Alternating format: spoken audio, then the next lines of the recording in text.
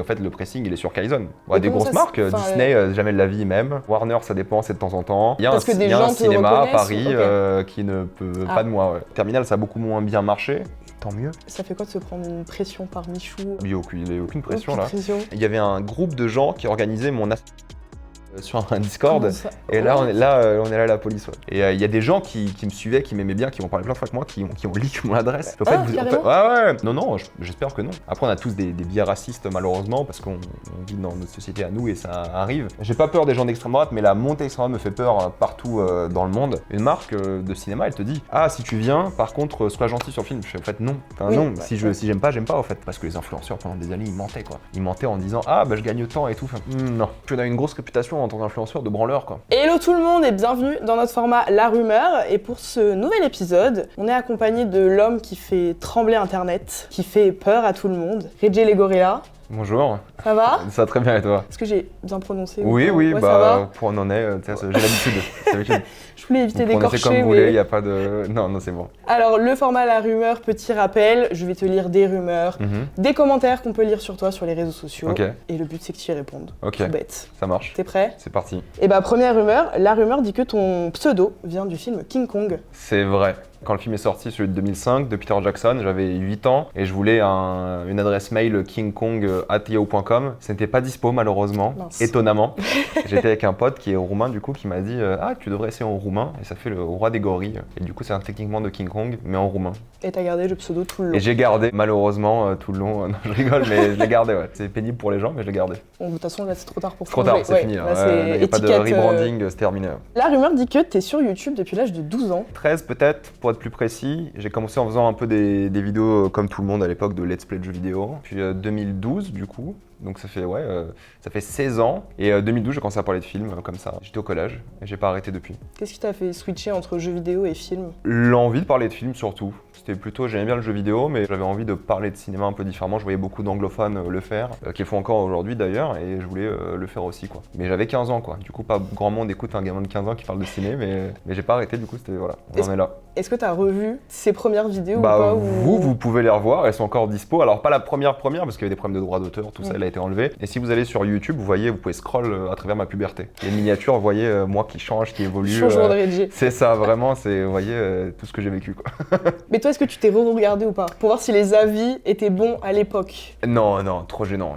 Trop gênant, jamais de la vie. J'avais fait ça il y a quelques années, j'avais fait une vidéo réaction à moi-même, mais c'était il y a déjà longtemps. Et non, trop dur, impossible. Pourtant, parfois, il y a des gens qui partagent des extraits que je revois, et je suis souvent d'accord, étonnamment. Et est-ce que tu pensais en faire ton métier? Alors, peut-être pas limite créateur de contenu autour du cinéma, mais au moins rester dans le domaine du cinéma? Je pense pas en faire mon métier du tout, hein. Ça fait 2 ans que je suis à temps plein dessus. En fait, je voulais vraiment finir mes études, travailler un petit peu, avoir un peu d'expérience avant de peut-être faire autre chose, les réseaux ou quoi. Et je voulais changer de travail il y a 2 ans, et je me suis dit, bah, autant tenter les réseaux à temps plein. De toute façon, je prenais déjà des vacances pour aller au cinéma, donc à un moment, autant essayer, quoi. Faut y aller à fond. Et ça se passe bien pour l'instant. Du coup, tu travaillais, si je dis pas de bêtises, t'étais chargé de projet européen. C'est ça. Et pendant que tu travaillais, tu continuais un peu YouTube? Carrément. Ouais. Sans déconner, je posais mes RTT ou autres le mercredi pour faire la critique du film le mercredi, quoi. J'ai commencé un peu les TikTok et tout au même moment, mais j'étais pas autant investi. Mais oui, carrément, je prenais mes vacances autour des sorties ciné, quoi. Bah, comme maintenant, en fait. Mais je posais des vrais RTT, des vrais jours de vacances pour ça, quoi. Ça veut dire quoi, être chargé de projet européen? C'est-à-dire que l'Union européenne donne de l'argent à plein de pays différents et à des entreprises. Et donc toi, tu constitues un dossier pour récupérer l'argent. C'est un peu niche, mais ça existe. Du coup, c'était il y a 2 ans que tu t'es lancé en full sur YouTube. À partir de quel moment tu t'es dit, là, c'est bon, je peux y aller? Bah, je pouvais en vivre depuis 5-6 ans, je dirais, sans travail, mais je voulais vraiment finir et études et avoir un peu d'expérience. Donc j'ai fait mes stages et j'étais en CDI et je me suis dit, j'ai envie de changer de métier parce que dans cette boîte, ça me plaît plus. Donc je cherchais un autre travail dans d'autres boîtes et puis je me suis dit, mais en fait, je gagne déjà bien ma vie avec ça, autant essayer, quoi. Et pas pour déçu l'instant, du... Pour l'instant, pas déçu, mais je laisse toujours la porte ouverte. Peut-être retourner un jour dans le salariat, quoi. Ça me déplaisait pas. Ok, C'est juste, voilà, je voulais changer de boîte comme beaucoup de personnes de ma génération. Je voulais juste changer, voir d'autres choses et au final, je me suis dit, bah, autant tenter les réseaux, quoi. Et ouais, ça me plaît, c'est cool. C'est du taf et tout, normal, mais ça qui est bien aussi, quoi. La rumeur dit qu'Interstellar est ton gagne-pain. C'est un commentaire que j'ai vu. C'est le gagne-pain des gens qui commandent ça, je pense. Bon, il y a des trucs qui prennent comme ça, tu sais jamais d'où et comment. C'est ce que les gens me disent dans la rue en général aujourd'hui. C'est ça, VF, VO. Ça s'est calmé depuis, hein. Moi, je le remarque un peu, c'est plus trop dans les tops. Un peu moins. J'ai bien fait mon travail. Non, il est un peu moins dans les tops et tout, c'est cool. Non, bah, en fait, il est top 1 Letterboxd, quoi, dans les favoris des gens. Donc c'est le film le plus apprécié et aimé. Et moi, je trouvais ça un peu bizarre. tard, donc c'est devenu un peu un running gag qui est un peu resté quoi. Mais moi j'en parle pas sauf quand les gens viennent m'en parler quoi, c'est juste, c'est devenu ce truc, voilà quoi. Bah surtout, si je me trompe pas, tu sais que c'est pas que tu n'aimes pas le film, Non. c'est juste que tu te disais qu'il y a eu un moment quand il était sorti, tout le monde disait c'est le meilleur film du monde. Mais c'est le meilleur film même du maintenant, bon, encore une fois, ça s'est calmé, je pense que c'est grâce à moi. Mais en tout cas, bon, ça m'étonne moins que ce soit, je sais pas, le parrain en premier chez les gens que. Mais c'est générationnel quoi. C'est peut-être le parrain de la génération Z, j'en sais rien. monde. T'en as pas un peu marre parfois qu'on t'en parle tout le temps? Non, non, c'est le jeu. Hein. Les gens comprennent que c'est une blague, ils veulent faire la blague, c'est ok quoi. C'est ma faute aussi. Hein. Donc c'est comme ça. La rumeur dit qu'il y a des acteurs et ou réalisateurs qui ont déjà porté plainte contre toi. Ouais. Je te demande pas forcément les noms. J'ai parce que reçu je un pense autre que- courrier hier. Et comment tu gères? J'ai un avocat. Oui, ouais. J'ai un avocat qui me dit ah ça on peut garder, ça on peut pas garder. En fait, moi j'ai un vrai problème, c'est que je parle comme si j'avais 200 abonnés, sauf que c'est plus le cas. Donc c'est à la fois je pense ma force et en même temps légalement ma faiblesse. Et c'est juste ça quoi. Mais oui, ça arrive assez régulièrement. Des acteurs, des metteurs en scène mondialement connus, des institutions mondialement connues aussi, en tout cas en France. J'ai pas le droit d'en parler pour l'instant, mais Non, j'en parlerai. Pour ça que je te dis que je demande pas forcément de nom ni rien parce que dans j'imagine 3 mois, je que... pourrais en parler. Mais est-ce que tu t'es déjà dit qu'il fallait peut-être que tu modères, on va dire, tes propos par rapport à... Alors, pour calmer un peu tout ça? Par rapport à ou- certaines personnes et institutions, je vais devoir modérer Ok. pour des raisons légales. Mais je veux dire, en fait, il y a un moment, oui, en théorie, je devrais modérer. Mais la majorité des gens, ils s'en fichent un petit peu, quoi. Tu vois, c'est juste qu'il y a des gens qui ont de l'ego. Et ça les énerve. C'est mieux pour moi parce que maintenant je vais pouvoir être plus précis dans comment m'occuper de ces gens-là quoi. Donc c'est-à-dire sans insulte mais avec peut-être plus de mépris ou de choses comme ça quoi. Parce que ça t'as le droit t'as le droit de critiquer. T'as juste pas le droit d'insulter. Et parfois il y a des gros mots qui sortent quoi, ça arrive. Donc il faut juste faire plus attention. Mais le pressing continue. Et ça te fait pas peur de te dire que peut-être tu peux être un peu blacklisté? Je suis déjà ou blacklisté. de- Mais T'es déjà blacklisté? Mais oui, de plein de trucs, mais oui, carrément. De certains cinémas, de certains distributeurs qui veulent pas du tout entendre parler de moi. En général, je vais en Belgique parce qu'en Belgique, ils m'acceptent. Ouais, Mais des comment grosses ça se- marques, enfin, Disney, jamais de la vie même. Warner, ça dépend, c'est de temps en temps. Il y a des marques cool avec moi, là, Paramount, ils sont cool. Universal, ils sont cool. Enfin, des échanges que j'ai eu, peut-être ils sont pas du tout cool avec moi au final, j'en sais rien. Ils m'invitent encore à des trucs, Ok. mais il y en a jamais de la vie. Mais comment t'es blacklisté de cinéma? Enfin, c'est-à-dire, il y a des cinémas, tu ne peux plus. Il y a un, Parce que des il y a gens un te cinéma à reconnaissent, Paris ok. qui ne peut Ah, pas de moi. Ouais. je Il y en a un pense très que- connu qui est dans l'actu en ce moment. Oui, je pense qu'on on Ouais, l'a un ouais, peu tous ouais. en tête, mais on Ah ouais. va pas le c'est dire, une mais question- on c'est une l'a en question tête. d'ego encore. Donc quand on dit que tu fais trembler tout le monde, finalement, on n'a pas si tort que ça, quoi. Non, mais c'est pas de trembler tout le monde. En fait, il y a un moment, je pense qu'ils sont pas habitués à avoir des critiques un peu plus médiatisées, quoi. Et maintenant, avec surtout les réseaux courts, avant, même maintenant, quand je fais YouTube, c'est pour une niche quand même. Donc, je sais pas, je dis toujours, YouTube, c'est 15 millions de vues par an, me concernant. TikTok, c'est 600 millions. Et Instagram, c'était 250, quoi. Donc, en fait, malheureusement, il y a un truc où tu peux facilement faire un bad buzz pour eux. Mais il faut s'habituer, je veux dire, quand t'es un artiste ou une institution artistique, tu peux prendre des critiques, quoi. Oui, les insultes, oups. Mais les critiques, il faut s'habituer, c'est le jeu, quoi. Mais il y en a qui m'ont envoyé des mises en demeure pour des critiques. Et là, on a dit non. Là, on a dit on n'efface pas, quoi. Avec un avocat, on a dit Ok. non, là, par contre, on garde. Et il n'y a jamais rien après, quoi. Oui, bah parce qu'en même temps, comme tu Bah, dis, on peut pas vraiment attaquer oui, une c'est critique légal. tant qu'il n'y Oui, a c'est pas ça. d'insultes. C'est juste, oui, quand il y a des petites insultes. Bon, voilà. Il y aura plus d'insultes, du coup. Ça dépend, on verra. La rumeur dit que tu fais du crash bait toute la France, mais du coup que tu fais aussi peur à tout le monde. Tu penses quoi un peu de ce titre qu'on te donne, si on peut dire ça? Non, bah c'est rigolo quoi, c'est une blague je pense, les gens le prennent pas trop sérieusement quoi. C'est pour rire, c'est juste un truc comme ça. Bah c'est toujours marrant parce que pour les cinéphiles, je suis pas assez pointu, pour le grand public Ok. je suis trop pointu. Moi je dis toujours que je suis là pour allumer un peu l'étincelle de la passion du cinéma chez les gens. Et le but c'est ça, c'est que les gens s'intéressent au cinéma avant tout quoi. Peu importe comment ils vont le faire, mais au moins qu'ils se disent bah en fait ça peut être un truc que j'aime bien le cinéma. Parce qu'il y a des gens ils se rendent pas compte ça va au-delà de juste le divertissement, regarder un film. Il y a des choses à aimer plus que ça quoi. Et c'est ça C'est le un but. vrai travail.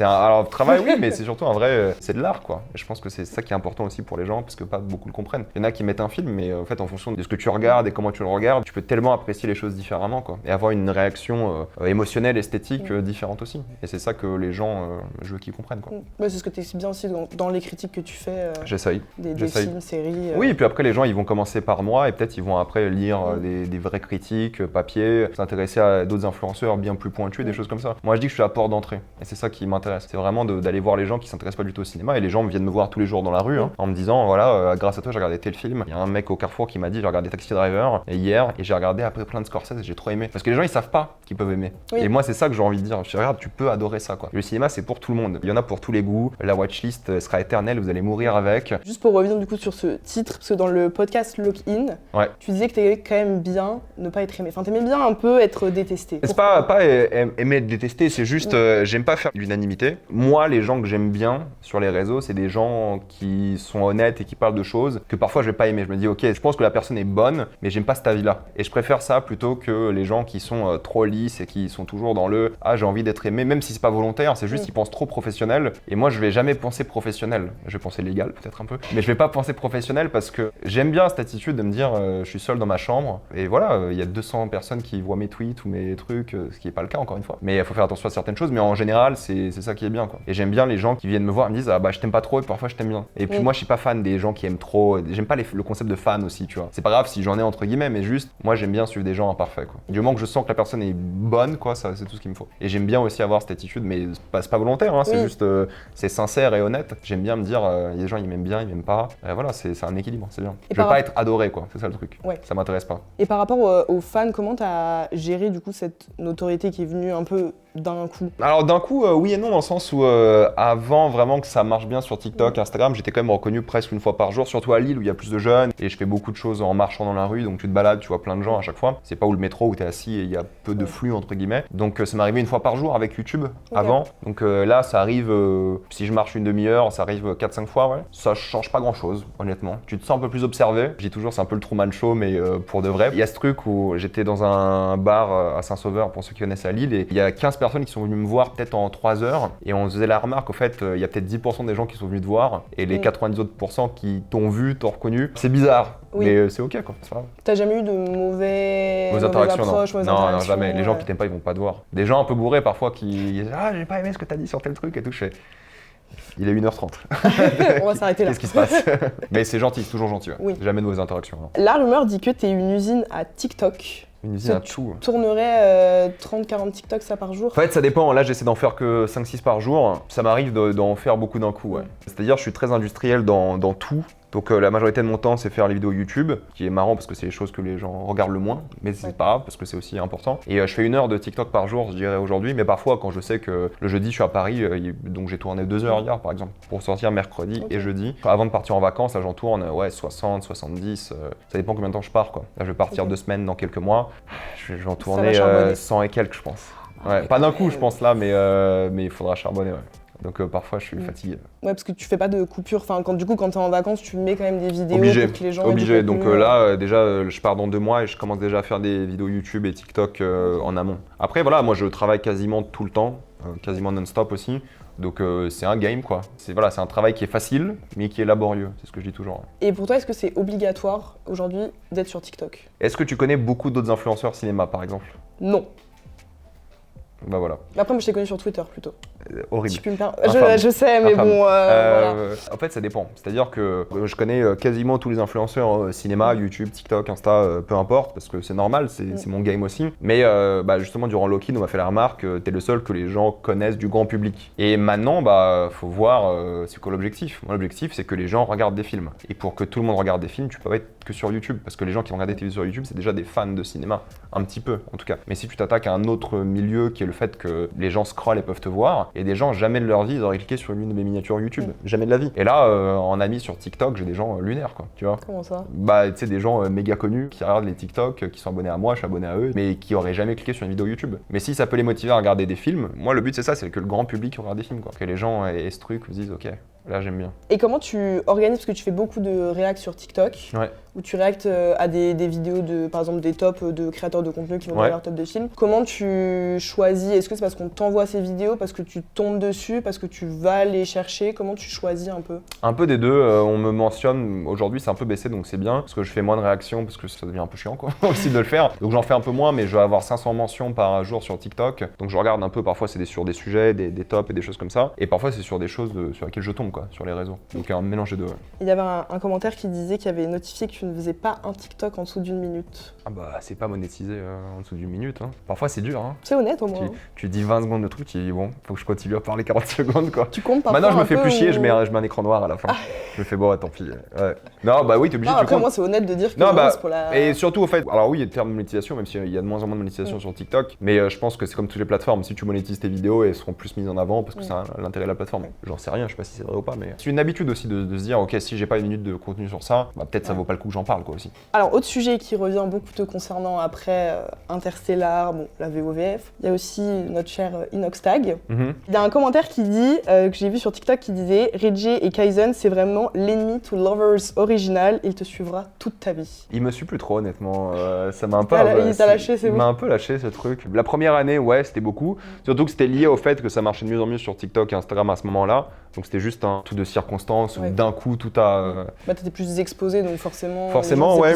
Et ouais, bah, c'est un pur hasard. Je pense aussi c'est une question de timing avant tout. C'est vrai que j'ai commencé à poster sur Instagram beaucoup plus. Je suis passé de 17 000 abonnés Insta à 200 et quelques là. Au même moment quoi. J'ai commencé à poster. Donc c'est juste un mélange de hasard tout simplement. Et c'était pas calculé. Je pense pas que ça allait faire autant de bruit quoi. Moi je pensais juste faire ma vidéo habituelle et puis passer à autre chose quoi. Bah il y en a beaucoup aussi qui trouvaient que tu faisais un pressing sur lui. Est-ce que avec du recul tu te dis bah j'aurais fait pareil et que tu trouves pas forcément avoir fait plus sur lui que sur une autre œuvre ou sur une autre personne? Non, moi je vois Inoxtag comme n'importe quel réalisateur, même s'il n'est pas réel du projet. Hein, je veux dire, voilà, il a fait son film, c'était un événement, j'y étais, c'est mon travail et puis basta quoi. Il n'y a pas de truc, j'ai rien contre lui ou n'importe qui. Peut-être j'aurais fait la vidéo un peu différemment parce que j'aurais enlevé quelques trucs. Non, mais en termes de répétition, je me répète un peu trop dans la vidéo, c'est tout. Le contenu, je suis encore d'accord avec ce que j'ai dit là et je maintiens. En fait, je pense que c'est les répétitions qui font un peu acharnement encore plus qu'autre chose. Mais sinon, s'il n'y avait pas la réaction des gens, j'aurais pas plus réagi que ça. J'aurais fait mon truc, je serais passé à autre chose. Mais moi, j'ai un vrai problème, c'est que j'ai un peu le sang chaud et en même temps, j'aime pas me taire quoi. Donc quand les gens parlent de trucs, je dis non mais ça c'est bullshit, j'ai envie de réagir et ça fait pressing sur Inoxtag, mais en fait le pressing il est sur Kaizen. Oui. Et le pressing là est éternel.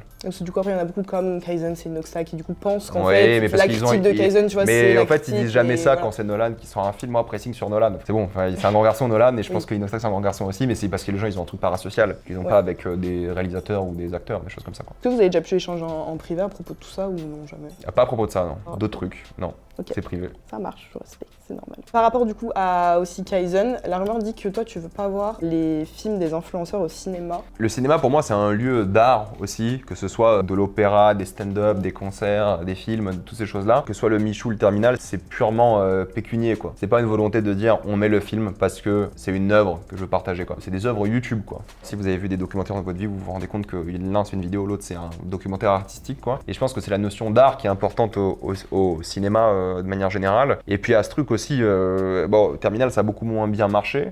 Tant mieux.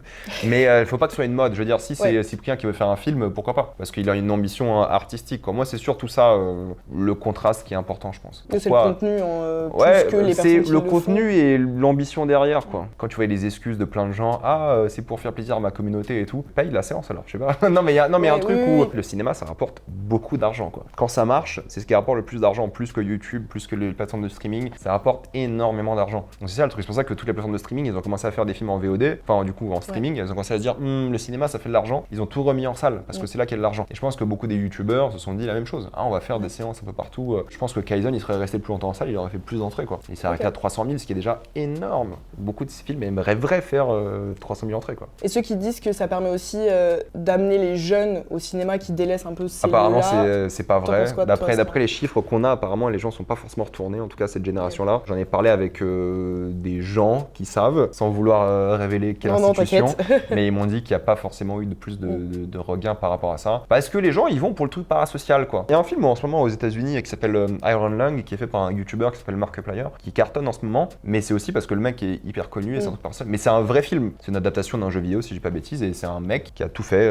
Il fait l'acting, la réalisation, le montage, il produit, il distribue, il fait tout le film. Le but, c'est de faire un film artistique, quoi. Et moi, s'il y a des influenceurs qui veulent mettre de l'argent parce qu'ils ont, pour les gros, de l'argent, ils veulent financer des projets artistiques, trop bien. Là, je serais le premier à dire, c'est trop cool. Moi, je suis moins fan des vidéos YouTube sur au cinéma, quoi. Au cinéma. Ouais, parce que l'ambition elle est purement, je trouve, marketing. Et les films purement marketing aussi, hein, je dis pas. Dans tous les films, que ce soit même un Marvel, un truc comme ça, il y a de l'art aussi, quoi. Alors qu'une vidéo YouTube c'est particulier. De toute façon, c'est une autre façon de monter, de tourner, oui, de raconter l'histoire. Oui, tout est complètement différent et moi je considère pas les vidéos YouTube comme de l'art en général, parce que l'objectif c'est de remplir les codes de YouTube qui sont pas les mêmes, quoi.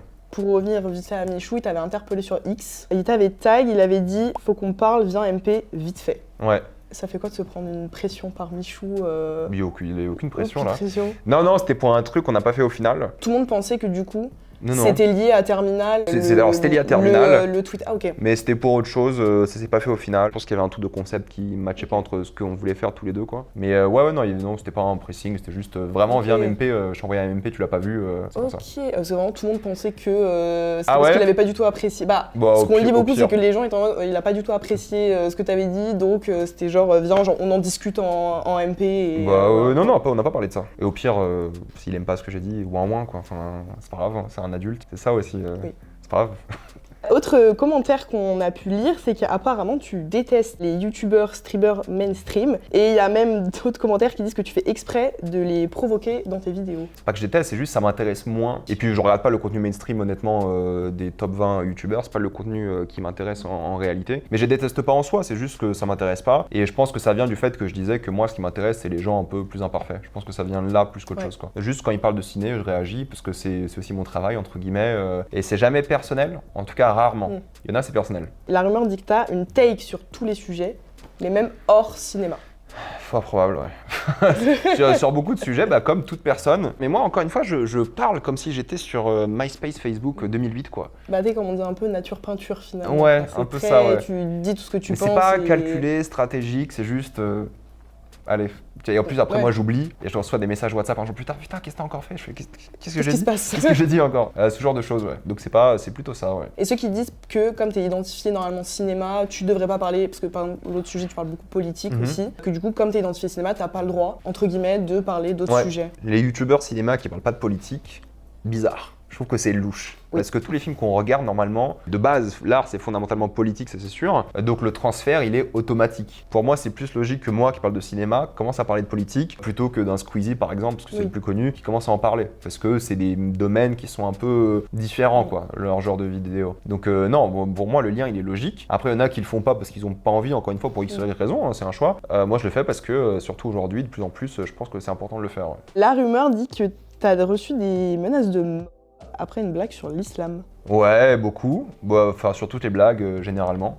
Faut pas parler religion sur Internet. Hein. Je vais continuer à le faire, hein, mais c'est surtout les gens qui m'aimaient bien qui d'un coup sont retournés pour une petite blague, quoi. Et je trouve que c'est très dérive sectaire, un peu gênant, quoi. Tu t'es dit que t'étais peut-être allé un peu trop loin ou non, encore une fois Non, c'était pas méchant. Je pense qu'il y a des gens qui font des bourdes, moi le premier, plein de fois, mais il y a une différence entre le contenu en soi, l'intention derrière, la répétition du truc.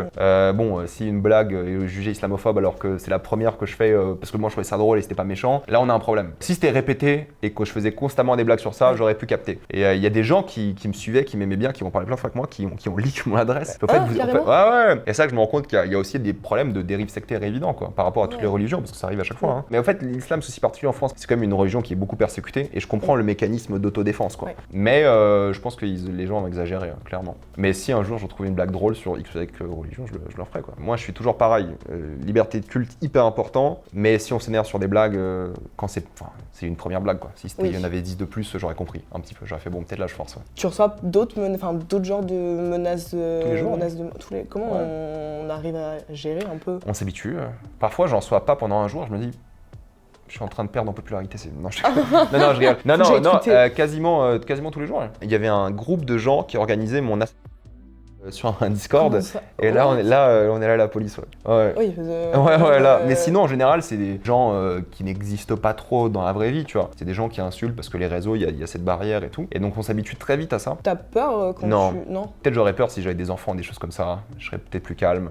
J'ai pas d'enfants, j'ai pas ce truc où je me dis je peux dire ce que je veux. Franchement, j'ai pas peur. C'est surtout des gens extrémistes et d'extrême droite en général, et si on commence à avoir peur de ces gens-là, compliqué la France. J'avais tapé ton nom dans la barre de recherche sur X. Le premier... Force.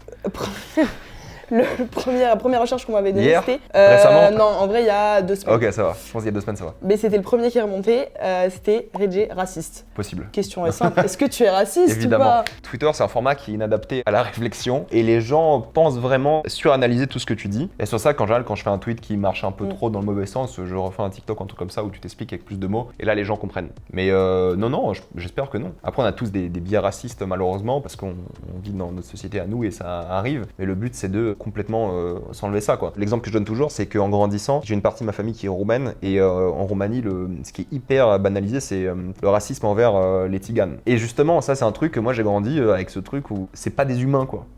Et ça c'est un truc qui se déconstruit au fur et à mesure. Vraiment tu crées un mépris automatique parce que t'as grandi avec ça, quoi. Et c'est trop bizarre, quoi. Et ça c'est des trucs que les gens ils ont sur d'autres personnes. Il y a des gens qui disent ils ont grandi dans des familles d'extrême droite, ils étaient racistes, on se rend compte, après ils développent des choses au fur et à mesure.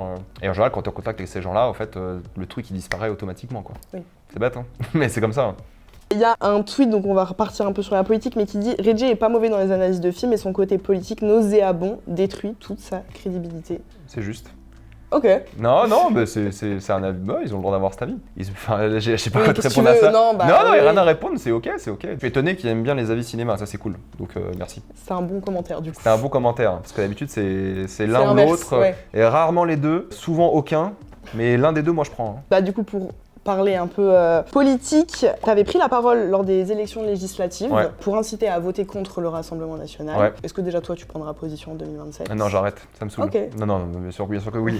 J'en parle de plus en plus parce que j'ai pas peur des gens d'extrême droite, mais la montée extrême droite me fait peur partout dans le monde. Je parle de l'exemple de la Roumanie, mais même la Roumanie, ils deviennent un peu racistes envers les Arabes et les Noirs. Et c'est des trucs qui sont instrumentalisés à mort, par exemple. J'ai des amis qui sont tombés dans ça aussi, quoi, qui sont commencé à tomber de plus en plus, malheureusement, qui tombent dans le truc extrême droite avec lesquels je suis plus en contact. Au début, t'essayes de les sortir du truc, tu dis, mais en fait, mais il dit des trucs horribles. Je fais, tu sais que je suis à moitié arabe aussi, tu t'en rends compte ou non, mais toi ça va. Je fais, Ouais, parce que t'es tunisien roumain. Ouais, c'est ça, d'origine de mes parents. Moi, je pense que c'est dangereux et ma conscience me laisserait pas ne rien dire, quoi. C'est surtout ça. Je préfère perdre mes partenariats, mes trucs, retrouver un job en CDI que rien dire, quoi. Il y a un moment, moi, je trouve ça dangereux, vraiment dangereux. C'est pour ça que moi, j'incite surtout à voter à gauche. Pour moi, aujourd'hui, c'est LFI parce qu'en fait, on l'a vu avec le centre, hein, ça n'a rien changé, ça n'a pas aidé. Donc aujourd'hui, et my bad aussi, parce que moi, j'ai voté Macron plein de fois. Mais en gros, voilà. Tu t'es appelé le macroniste aussi avant. Ouais, c'est ça. Et du coup, il y a ce truc vraiment où je pense qu'aujourd'hui, c'est important de faire front avec des politiques de gauche face à l'extrême droite parce que c'est fondamentalement dangereux pour tous les gens, quoi. Et les gens me disent souvent, mais tu dis ça parce que t'as de l'argent et tout, mais justement, moi, ils vont me prendre de l'argent.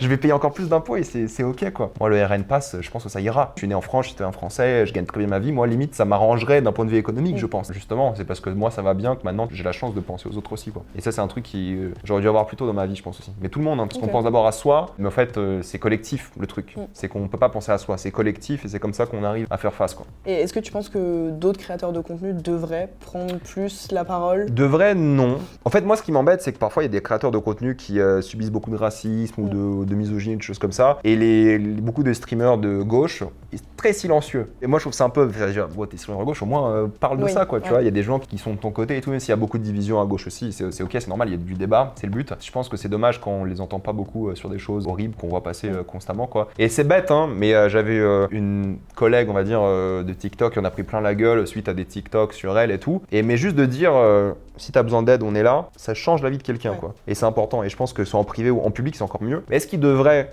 C'est eux et leur conscience. C'est compliqué parce que moi, j'ai pas de salariés, je travaille quasiment tout seul. Bon, j'ai des freelances et des collègues et tout avec les gens boss. J'ai pas une entreprise où il y a des gens qui dépendent de moi et je pourrais perdre des sponsors. Mais encore une fois, moi, je pense que c'est des gens qui sont too big to fail un peu et que les marques elles suivraient quoi qu'il arrive. Aux States, les influenceurs qui bossent avec des marques hardcore et qui ont des opinions hardcore, ils ont pas de problème. Hein. Je veux dire, il y a un marché pour tout et je pense qu'ils perdraient pas grand chose à se prononcer plus. Surtout les gros, parce que t'es tellement gros que c'est impossible de tomber, quoi. C'est mon avis. Il y en a beaucoup qui les hâtent déjà un peu maintenant en disant qu'en 2027, il faut arrêter que tout le monde soit lisse. Justement. Enfin, on peut plus être lisse, on pourra plus être lisse en 2027 sur cette question-là. Moi, je dis toujours que si tu veux en parler, je te respecterai plus que si t'en parles pas. Okay. Mais si tu veux pas en parler, je comprends aussi. En fait, il y a des gens, c'est toujours pas, il y a des gens, ils se font menacer constamment. Comment tu peux critiquer quelqu'un qui se prend des menaces de mort et qu'ils arrêtent de parler? Tu peux pas critiquer ça. C'est normal d'avoir peur. Surtout quand tu as une famille, des choses comme ça, c'est encore pire. C'est normal de stresser, de plus vouloir en parler. Mais je pense qu'il faut, sans vouloir jeter des fleurs, je pense qu'il faut aussi des gens comme moi qui se disent, ok, bon, moi je m'en fous. Au pire, je me fais tant pis, je m'en fous, tu vois. Plutôt que d'avoir des gens qui se font harceler, qui ont de plus en plus peur. Et il faut des gens qui restent solides, quoi. Et pour moi, c'est important aussi, quoi. Et tu t'es déjà fait blacklister par des marques, déjà maintenant, oui, à cause de tes opinions politiques? Oui, mais elles te le disent pas. En fait, les marques, elles aiment pas quand les gens parlent politique de base. C'est ça le truc. Mais depuis que ça se passe mieux pour moi, il y a des marques qui reviennent un peu. Le concept de marque, c'est un truc, mais il y a des gens qui bossent dans ces marques-là qui disent, en fait, avant, on ne voulait pas bosser avec toi parce que politique, mais maintenant, t'es trop gros pour pas qu'on bosse avec toi. Tu leur réponds quoi en vrai? 4 000 €, s'il vous plaît. Et les grosses marques, c'est ça, les Disney, c'est à cause de ça aussi. Parce qu'ils sont méga lisses. C'est pour ça. J'ai Disney parce qu'ils me boycottent et j'en ai plus rien à faire, tu vois, du coup. Mais les marques, c'est souvent ça, ouais. Moi, je suis quasiment jamais invité à des avant-premières de grosses marques, comme ça. Il y a des influenceurs qui ont 20 fois moins d'abonnés que moi, qui y vont tout le temps. Moi, je suis pas invité parce que parfois, ils te disent, une marque de cinéma, elle te dit, ah, si tu viens, par contre, sois gentil sur le film. Je fais, en fait, non. Enfin, non, si j'aime pas, en fait. Ouais, mais il y a des manières de dire. Je fais, non, en fait, si je juste m'invitez pas, et du coup, ils m'invitent plus. Il y en a qui m'invitent, hein, surtout les plus petits distributeurs et tout, c'est sympa. Mais les grosses boîtes, en général, c'est très compliqué. Tu perds des opportunités, hein, c'est évident. Mais en fait, peu importe de quel côté politique tu es, si tu parles de politique, tu perds des opportunités. Mais encore une fois, c'est toi-même, ta conscience. Moi, j'ai ce truc, au pire, je serais salarié, quoi, c'est pas grave. Est-ce que tu as déjà fait une avant-première où on t'a invité à une projection presse, qu'après la marque, par exemple, t'ait demandé c'est quoi un peu vite fait ton avis, ah non, mais tu peux pas dire ça, et que du coup, par exemple, soit t'es pas sorti la vidéo, soit tu l'es sorti en mode je m'en fiche. Non, il y a des marques, oui, j'ai déjà fait, et puis la marque m'a dit, ah, on n'aime pas telle miniature, tel truc et tout. Je fais, ok.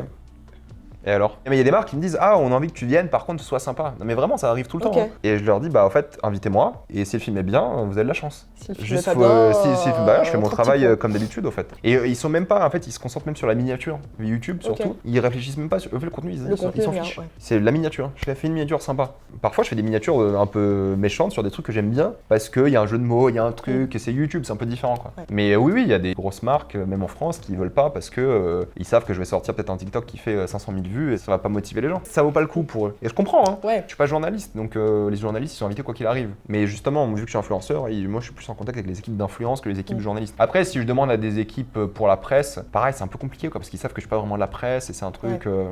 En fait, ils essaient d'acheter les gens quoi, avec des cocktails, des trucs, des pop-corn et tout. Je préfère regarder le film mercredi à Lille, même si c'est désavantageux pour mon travail, que à écouter n'importe quelle boîte qui te dit de changer ton avis quoi. C'est pas normal. Chaque année, tu détailles tous tes revenus. Ouais. Que ce soit YouTube, Twitch, TikTok, Spotify, même le chiffre d'affaires. Je crois que tu te dévoiles. Je sais plus si tu dis le salaire aussi que tu te verses. Ouais, c'est ça. Pourquoi est-ce que tu fais ça? Moi, je pars du principe que les gens qui me font vivre, c'est les gens qui regardent. C'est un peu mes actionnaires, quoi. Et les actionnaires, ils savent combien d'argent gagne la boîte, quoi. Entre guillemets. Et encore, c'est pas une vraie transparence parce que chiffre d'affaires, ça veut plus rien dire. Tu vois, mon émission que je fais tous les jeudis, RageBait, elle me coûte 6 000 € par mois. Tu vois, ça fait 70 000 € de dépenses que t'enlèves du chiffre d'affaires, par exemple. Donc, c'est même pas si transparent que ça. C'est juste le chiffre d'affaires. Ça veut rien dire. Le salaire, je le donne pour expliquer que voilà, je vis avec telle somme et tout, mais je dis pas combien je gagne par les marques, je dis pas combien sont payés les gens avec lesquels je travaille, des choses comme ça reste ça privé. Donc c'est faussement transparent. C'est transparent par rapport à la grande majorité des gens. C'est ça. Et puis moi, il y a ce tabou de l'argent que j'aime pas en France. Je veux dire, dans une boîte où t'es salarié, des choses comme ça, si t'es pas au courant de combien gagnent tes collègues, que tu vas apprendre à connaître avec leur expérience et des choses comme ça, tout le monde se fait avoir dans la boîte. C'est l'employeur qui gagne quoi. Donc moi, c'est aussi ce truc-là où c'est important que tu saches combien tout le monde gagne. Et moi, je pense que j'en fais un peu partie. Et c'est aussi beaucoup parce que les influenceurs pendant des années, ils mentaient quoi. Ils mentaient en disant ah bah je gagne tant et tout. Non. Toi qui sais, qui est dans le milieu, tu sais que c'est faux. Ah j'ai fait tel montant de monétisation YouTube. Non. Impossible. Il y en a encore qui mentent on va dire à la... Ok. Ouais. Il y en a qui te sortent des chiffres, tu dis non. J'ai vu quelqu'un qui avait dit récemment, si tu fais 2 millions de vues par mois sur YouTube, tu t'es payé au SMIC. Et je fais en fait, moi 2 millions de vues par mois, ça me fait 12 000, un peu moins 10 000 € de YouTube. Ok, à peu près. Le SMIC est très élevé aussi. Le SMIC est très élevé, c'est un beau SMIC. C'est un très beau SMIC. Même si tu enlèves la moitié parce que charge, ça fait 5 000. Et même si tu divises par 2 le CPM en fonction des gens et tout, ça fait quand même 2005. Très beau SMIC. Très beau SMIC. Tu vois ce que je veux dire? Donc c'est aussi pour briser ce tabou, parce qu'il y en a plein qui bullshit encore. De moins en moins, mais il y en a plein qui le font encore. Il y a des gens qui m'ont dit ah ça va créer une mode et tout, des gens qui vont révéler. Parce que ça fait plusieurs années que tu fais depuis 2017 je crois, depuis que j'ai commencé à gagner de l'argent avec et ça n'a rien changé. Mais c'est pas grave, moi je le demande pas encore une fois, je respecte ceux qui le font, s'ils le font pas c'est pas grave quoi. C'est intéressant d'avoir des idées de comment ça marche aussi je pense, parce que ça permet à d'autres influenceurs. Après j'ai révélé ça, il y a plein de gens d'influenceurs qui m'ont contacté en me disant ah il y a de l'argent sur Spotify. Je fais oui mec, mets tes mêmes vidéos sur Spotify, ça te rapporte de l'argent gratuitement. Les droits d'auteur, quand on est influenceur on touche des droits d'auteur et ça les gens le savent pas et on touche, enfin je veux dire un exemple sur Instagram l'année dernière j'ai fait 7 millions de vues, j'ai touché 500 € de droits d'auteur. Cette année, j'ai fait 200, enfin l'année dernière, du coup, j'ai fait 245 millions de vues Instagram. J'ai hâte d'être en novembre pour en savoir, ça sera plus quoi. Et je sais que je connaissais quelqu'un qui m'a dit, moi pour 120 millions, je me suis fait 11 000 €. J'ai hâte d'être en novembre pour savoir. En fait, et ça, c'est des trucs qui sont légaux, que tout le monde devrait savoir, mais Instagram, c'est pas monétisé. Donc si on peut aller chercher un peu d'argent, parce que c'est la loi, en fait, c'est Meta qui donne de l'argent à la France, et la France qui redistribue le gâteau. Mais plus les gens sont au courant, plus la part du gâteau est petite. Mais je veux dire, l'objectif, c'est de faire croquer tout le monde. Il y a un moment, donc c'est ça le truc. Récupérer vos dus de droits d'auteur. En réalité, je devrais pas vous dire parce que ça ferait plus d'argent pour moi. Mais en fait, le truc, c'est votre droit, quoi. C'est comme les gens qui touchent pas le chômage ou la prime d'activité, alors qu'ils ont le droit, même si c'est 100 €. Pour des gens, 100 €, ça change la vie, quoi. Avant d'envoyer des mails, hein, c'est 10 000 abonnés minimum. J'ai fait la remarque l'année dernière, j'ai fait un TikTok, regardez, j'ai gagné 500 € avec X millions de vues. Et ils ont été spammés. L'agence, le compte mail, ils m'ont dit, ouais, c'est sympa parce que c'est notre taf, mais par contre, tu nous as massacré là, je fais. Et du coup, c'est 10 000 abonnés minimum, quoi. Ouais, encore whoopsie. My bad. Donc, c'est 10 000 abonnés minimum, ouais. Ok. Par contre. Oui, puis en plus, en vrai, tu détailles tout dans. Enfin, ta première vidéo, par exemple, là, t'avais ta première vidéo de janvier 2026, c'était. Tu revenais sur tout, puis t'expliquais tout. Comment ça fonctionne. Même, voilà, tout ton fonctionnement et tout. Ce qui est plutôt cool, parce que ça montre aux gens comment, même aussi toi, dans l'ombre, tout le travail qu'on voit en surface est fait. Tu as une grosse réputation en tant qu'influenceur de branleur, quoi. Et moi, ça m'agace un peu, parce que surtout quand t'es à fond et tu fais que ça, t'es en mode putain. Ton travail, c'est regarder des films. Moi, mes films, je regarde à 23 h le soir avant d'aller me coucher parce que je bossais avant, tu vois, ce genre de choses. Mais oui, encore une fois, le travail, facile. Mais ça prend du temps et je pense que c'est important aussi de ça. Parce qu'il y a des gens qui veulent se lancer, faire des trucs et tout. Il y a plein de gens qui disent tout le temps, bah, j'ai envie de me lancer sur ça et tout. Je fais, ouais, mais il faut que tu aies conscience du travail, de l'économie derrière, sinon ça vaut pas le coup. Donc plus on est transparent avec les gens, plus ils peuvent faire des choix de vie et comprendre des choses comme ça. Et la rumeur dit que tu as peur de redevenir pauvre. Bien sûr. Pauvre, il y a c'est un grand mot dans le sens où moi quand j'étais étudiant j'avais la bourse, la CAF, j'étais échelon 6, c'était un petit job et qui après j'ai remplacé par YouTube au fur et à mesure. Et oui, c'est chiant. Non mais disons les choses, c'est chiant, c'est la vérité. Et c'est ça le problème, c'est qu'il y a 9 millions de gens sous le seuil de pauvreté en France et ça augmente malheureusement. Pour la première fois depuis la Seconde Guerre mondiale, ça augmente pour de vrai. Je dis pas que j'étais à deux doigts d'être à la rue, mais oui, quand tu comptes le supermarché, ces choses-là, la vie est moins bien, quoi. Et retourner à ça, c'est dur. Dès qu'on gagne un peu d'argent, on a tous peur de revenir à un job d'avant, quoi, qui était moins bien payé. Pour moi, c'est logique et c'est honnête. Peut-être c'est pas sympa de le dire ou j'en sais rien. C'est important de se rendre compte aussi de quoi on a peur dans la vie, quoi. C'est que maintenant j'ai une vie confortable. J'ai acheté des noix de macadamia l'autre jour, quoi. C'est 6 €. C'est super cher. Mais j'ai dégusté, c'était trop bon.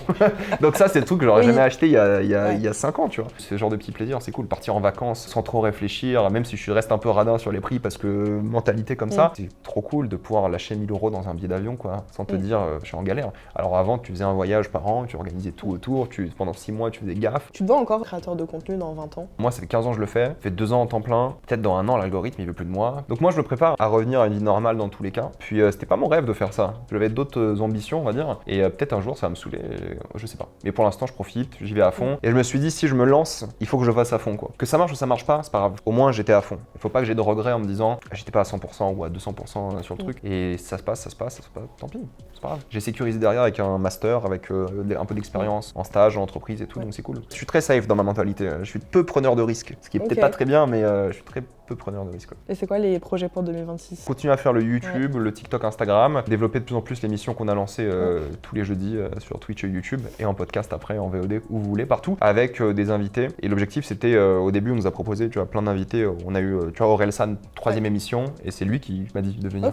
C'est lui, je peux venir, tu vois, carrément. Malik, c'est un peu pareil, Bentala. On veut faire des gens un peu connus, mais surtout, on veut aussi donner la parole à des journalistes, des critiques, des influenceurs, des gens de plein de domaines différents, des spécialistes. C'est un peu leur émission plus qu'autre chose. Et ça va être la grosse activité aussi, réussir à financer ce truc qui coûte cher. Donc s'il y a des sponsors qui veulent ce genre de choses. Mais l'objectif, c'est de développer ça aussi, voir si ça accroche, ce qu'on fait bien, pas bien, voir si ça peut intéresser des gens. Parce qu'en fait, ça n'existe pas en France aujourd'hui. T'as Pierre Ninet qui disait l'autre jour, il en avait marre de faire des interviews à la con, en boucle, il voulait faire une conférence de presse et 2-3 heures. Je pense que ça serait bien d'avoir un espace où les gens, c'est une longue émission, puis c'est 3 heures, où les gens peuvent juste parler de ce qu'ils veulent. Pas besoin de parler du film, en fait, on s'en fiche. Après, bon, pareil, tu vois, je parlais de Pierre Ninet parce que c'est Studio Canal qui font leur film et Canal, ils me boycottent aussi. Impossible d'avoir quelqu'un comme Pierre Ninet pendant la promotion de son film, surtout que j'ai détesté son film, tant pis. Mais voilà, donc en fait, l'idée, c'est vraiment d'avoir des gens qui ont envie de parler de cinéma, peu importe qui ils sont. Bien sûr que si t'as des gens connus, bah, ça va mieux marcher. Si on arrive à faire marcher ça et que peu importe les invités, juste des passionnés, ça serait trop cool, quoi. Orelsan, il est grave calé en cinéma asiatique, par exemple. Et je pense que ça, c'est une partie que les gens ont découvert de lui aussi. Et à chaque fois, on lui posait les mêmes questions sur la musique et tout. On a parlé de cinéma asiatique tout le long, quoi. Et c'était trop bien. Malik, il avait fait un film en Thaïlande. C'est hyper intéressant de voir comment tu passes de comédien à réalisateur. Et on organise d'autres trucs avec des gens connus et pas connus, quoi.